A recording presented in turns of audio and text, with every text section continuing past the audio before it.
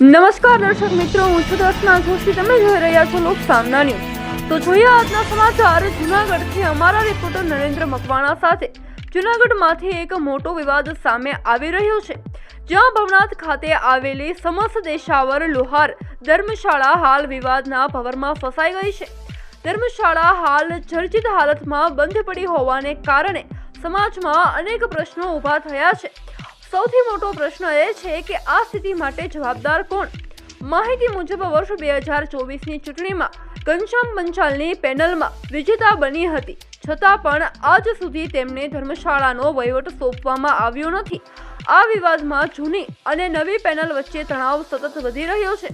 ચોંકાવનારી વાત તો એ છે કે જૂની પેનલના કેટલાક સભ્યો નવી પેનલમાં પણ ચૂંટાઈ આવ્યા છે, છતાં વહીવટ હસ્તાંતરણમાં અડચણો ઊભી થઈ રહી છે. તારીખ 8 માર્ચ 2026ના રોજ ઘનશ્યામ પંચાલની પેનલ દ્વારા ધર્મશાળા બહાર સામાન્ય સભા બોલાવવામાં આવી હતી. આ બેઠક માટે અગાઉથી જાહેરનામું પણ આપવામાં આવ્યું હતું અને મોટી સંખ્યામાં લોકો હાજર રહ્યા હતા, પરંતુ જૂની પેનલના હરેશ કારેલિયા અને કિશોર રાઠોડ, જે પોતાને પ્રમુખ તરીકે દર્શાવે છે, તેઓ આ બેઠકમાં હાજર રહ્યા નહોતા. વધુમાં તેમના ફોન પણ બંધ હોવાનું જણાવવામાં આવ્યું છે, જે અનેક શંકાઓ ઊભી કરે છે. પ્રશ્ન એ પણ ઊભો થાય છે કે જો તેઓ સાચા છે તો બેઠકમાં આવી પોતાની વાત કેમ રજૂ ન કરી? સાથે જ એક મોટો મુદ્દો એ છે કે વર્ષોથી વહીવટ સંભાળ રહેલા લોકો હોવા છતાં ધર્મશાળાની હાલત એટલી ખરાબ કેવી રીતે થઈ? શું આ સ્થિતિ એક જ વર્ષમાં ઊભી થઈ? ઘનશ્યામ પંચાલના કહેવા મુજબ તેમની પેનલ કાયદેસર રીતે ચૂંટાઈ આવી છે અને દર 2 વર્ષે ચૂંટણી થવાની હોય છે. તેમ છતાં 2025માં જૂની પેનલ દ્વારા અલગ ચૂંટણી કરી પદ હાંસલ કરવું બંધારણ વિરુદ્ધ હોવાનું કહે છે. તેઓ વધુમાં જણાવ્યું છે કે જો જરૂર પડશે તો ચેરિટી કમિશનર પાસે ફરિયાદ નોંધાવીને કાયદેસર કાર્યવાહી પણ કરવામાં આવશે. આ સમગ્ર મામલે હવે લોકોમાં ચર્ચા ગરમાઈ છે. શું જૂના ટ્રસ્ટીઓ હોદ્દો છોડશે? શું ધર્મશાળાનો વિકાસ શક્ય બનશે? આ બધા સવાલનો જવાબ હવે આવનારો સમય જ આપશે. હું ઘનશ્યામ પંચાલ અમદાવાદથી બોલું. અમારી પેનલ ગઈ શિવરાત્રિએ અહીંયા ચૂંટાઈને આવી હતી બરાબર.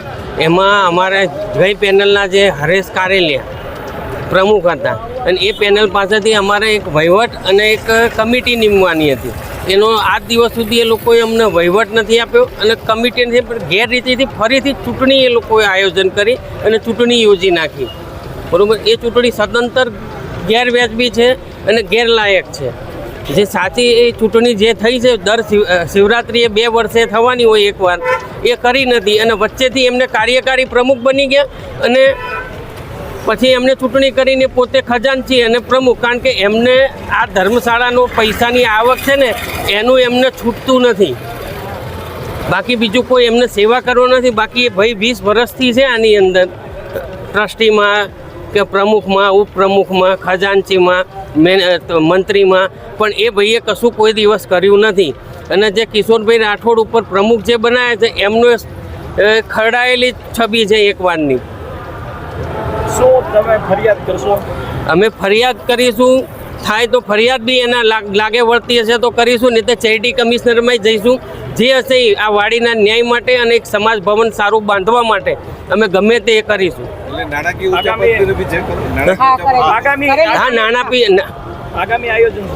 આગામી આયોજનમાં અમારે ચેરિટી કમિશનરમાં બધું જે તે પેપર્સ આપીને અરજીઓ કરીને એના પેપર્સ અમારે માગવાના, બંધારણ, PTR જે કંઈ છે એનું લેટેસ્ટ. અને તો ફરી મળીશું એક નવા સમાચાર સાથે. ત્યાં સુધી જોતા રહો લોક સામના ન્યૂઝ.